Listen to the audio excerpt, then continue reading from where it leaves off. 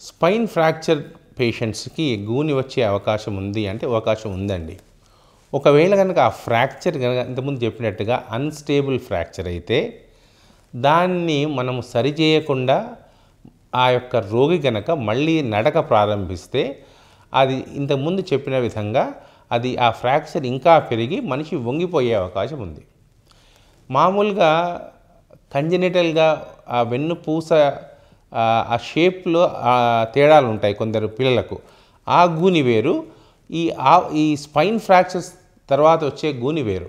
Spine fractures తర్వాత వచ్చే గూని ముందుకు వంగిపోతారు. ఒకవేళ గనక మెడ భాగంలో గనక ఒక అన్‌స్టేబుల్ ఫ్రాక్చర్ ఉండి దాన్ని గనక మనం ఆపరేషన్ ద్వారా సరిచేయకపోతే మనం అలానే నడిచామనుకోండి మనిషి యొక్క మెడకాయ వంగిపోతుంది. అలానే వీపు భాగంలో గనక ఫ్రాక్చర్ అయ్యి మనం దాన్ని సరిచేయకుండా నడిస్తే ఆ యొక్క వెయిట్‌కి అది కుంచించుకుపోయి వంకర అయిపోతుందన్నమాట.